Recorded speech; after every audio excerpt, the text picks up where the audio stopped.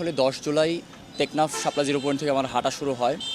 আমার প্রত্যাশা হচ্ছে জিরো কার্বনের স্বপ্ন আমরা সবাই দেখি।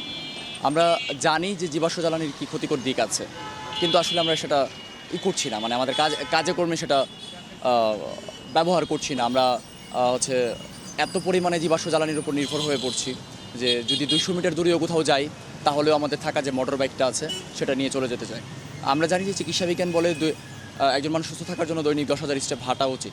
দুঃখজনকভাবে আমরা সেটা করছি না।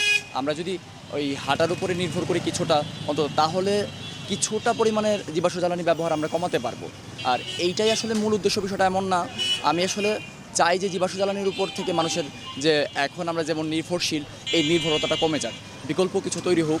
আর আমরা জানি যে ক্রমেই দেখতে পাচ্ছি জলবায়ু পরিবর্তন হচ্ছে, যে সমুদ্রপৃষ্ঠের উচ্চতা বাড়ছে, মেরু অঞ্চলে বরফ গলছে, সেগুলো আমাদের জন্য খুব হতাশার। আমরা বলছি সেগুলো প্রাকৃতিক দুর্যোগ, কিন্তু আসলে ঠিক কতটা প্রাকৃতিক দুর্যোগ এটা আমরাই সৃষ্টি করছি। রাস্তার ধারের যে গাছগুলো সেগুলো কেটে ফেলছি, জলাধারগুলো ভরাট করছি। আমরা বিকল্প কিছু করার চেষ্টা করছি না। আমি যখন হাঁটতে হাঁটতে জাহাঙ্গীরনগর বিশ্ববিদ্যালয়ে আসলাম, তখন ওখানকার কিছু স্টুডেন্ট তারা আমাকে বললো যে এই পৃথিবীর সবচেয়ে বেশি নিরীহ প্রাণী হচ্ছে সাপ। সাপকে হচ্ছে এখন অবাধে মেরে ফেলা হয়। সাপের যে অভয়াশ্রমগুলো আছে সেগুলো আমরা ধ্বংস করে ফেলছি। সেগুলো যেন আমরা আবার পুনর্জীবিত করি, আমরা যেন ওই সাপের থাকার ব্যবস্থা করি। আমরা দেখতে পাই যে ইদানিং হাতি মারা যাচ্ছে প্রচুর, বলা হচ্ছে মা হাতি মারা যাচ্ছে, কিন্তু আমি জেনেছি সেটা হচ্ছে হাতিগুলোর দাঁত পাচার করে দেওয়া হয় এবং পরবর্তীতে মা হাতি বলে তাদেরকে মেরে ফেলা হয়। সেগুলো একটু সরকারকে দেখা উচিত। আমার এইটা একক প্রতিবাদ বলতে পারেন এই হাঁটাটা। আমি আজকে 19তম দিনে নীলফামারীতে আছি। এর মধ্যে 14 নম্বর জেলা হিসাবে নীলফামারী। পথের মধ্যে কোনো সমস্যার মুখোমুখি হতে হয়নি। ভালো লাগার বিষয় হচ্ছে যাদের কাছে থেকেছি বা যাদের সাথে আমার যোগাযোগ হয়েছে, অনেকেই পথে আমার ফোন নাম্বার নিয়েছিলেন। তাদের অনেকেই আমাকে ফোন দিয়ে জানিয়েছেন যে তারা নিয়মিত হাঁটার চেষ্টা করছেন। তারা হচ্ছে বিস্কিটটা খাওয়ার পরে খোসাটাকে রাস্তায় ফেলছেন না, পকেটের মধ্যে রাখছেন, একটা ডাস্টবিনে ফেলার চেষ্টা করছেন। এটা হচ্ছে আমার প্রাপ্তির জায়গা। আমার চিন্তা ছিল যদি একজন মানুষও তার জীবন পরিবর্তন করেন তাহলে হয়তো আমি সফল হব। তো ইতোমধ্যে অনেকেই হচ্ছে আমাকে ফোন করে জানাচ্ছেন এই কথাগুলো। আমার ভালো লাগার জায়গা হচ্ছে এই জায়গাতেই। আর আপনারা গণমাধ্যম কর্মী যারা আছেন তাদের সর্বোচ্চ সহযোগিতা আমি পেয়েছি। আমার কাছে মনে হয় যে রাষ্ট্রের তো অবশ্যই দায় আছে এগুলো গাছ লাগানো, গাছ না কাটা, জলাধারগুলো ভরাট যেন না হয়। পরিবেশ আইন আছে, এগুলো পরিবেশ আইনগুলো আমি দেখতে পাই যে কাগজের গরু কেতাবে সীমাবদ্ধ। আমি চাই যে বাস্তবে এগুলো যেন গোয়ালেও আমরা দেখতে পাই, মানে কেতাবে সীমাবদ্ধ যেন না হয়। এটা একটা প্রত্যাশা। এখন প্রত্যাশার জায়গা, প্রাপ্তির জায়গাটা ঠিক কতখানি যদি প্রশ্ন হয় আপনাদের, আমি বলবো এটা অনেকখানি। আমরা আসলে আমি যখন হাঁটছি, যখন আমাকে কেউ একজন বলছে যে না আমরা পরিবর্তন করছি, হয়তো পুরোপুরি পরিবর্তন করা সম্ভব না।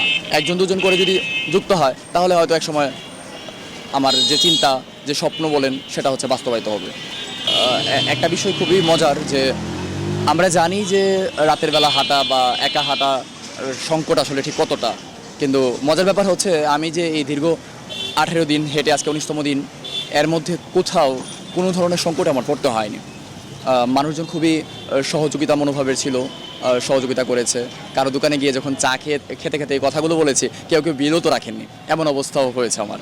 তো সবার আগ্রহ পেয়েছি, সমর্থন পেয়েছি, যাদেরকে আমি রিচ করতে পেরেছি। আসলে সবাইকে তো আর রিচ করা সম্ভব না। হেঁটে যাচ্ছি, টি শার্টে লেখা আছে, কেউ কৌতূহলবশত এসে প্রশ্ন করছে, আর কারো কাছে আমি নিজেই যাচ্ছি। যখন দেখছি যে একটা সার্কেল দাঁড়িয়ে আছে কোথাও, তাদের কাছে নিজে গিয়ে কথা বলছি, অথবা চায়ের দোকানে বসে কথা বলছি। তো সবাইকে রিচ করতে পারিনি, গণমাধ্যমের মাধ্যমে হয়তো অনেকের কাছ পর্যন্ত পৌঁছেছে আর কি। গাছ কাটবেন না, যদি গাছ একান্তই কাটতে হয় তাহলে একটা গাছের জায়গায় 3টা গাছ লাগাবেন। আপনার জলাধারগুলো কখনোই ভরাট করবেন না। প্রকৃতিতে যেমন আপনার বাঁচার অধিকার আছে, অন্যান্য প্রাণীদের বাঁচার অধিকার আছে, তাদের বাঁচার অধিকারগুলো আপনি ধ্বংস করতে পারেন না। আর জীবাশ্ম জ্বালানি অতিরিক্ত ব্যবহারের মাধ্যমে এই যে পৃথিবীকে আমরা বিষিয়ে তুলছি, সেই অধিকারটাও আমাদের নাই। আগামী প্রজন্মের কাছে আমাদের তো একটা দায়বদ্ধতা আছে। যদি আপনার একটা প্রশ্ন ছিল এমন যে আমার কেন মনে হয়েছে যে এটা করা উচিত কেন, আসলে আমি একজন মানুষ হিসাবে জন্মেছি। আমার কাছে মনে হয় না যে শুধুমাত্র আমি খাবো, দাবো, ঘুমাবো, তারপর একটা সময়ের পরে মরে যাব, এইটা আসলে জীবন হতে পারে না। আমার কাছে মনে হয় যে আমার একটা দায়বদ্ধতা আছে প্রকৃতির প্রতি, সমাজের প্রতি, রাষ্ট্রের প্রতি। ওই দায়বদ্ধতা থেকে আমার কাছে মনে হয় যে আচ্ছা, কথাগুলো তো বলতে পারি, আর কিছু পারি বা না পারি, কথাগুলো বলার জন্য বেরোই। ওই কথাগুলো বলার জন্যই বেরোনো, আর দায়বদ্ধতা থেকে এই কাজটা করা।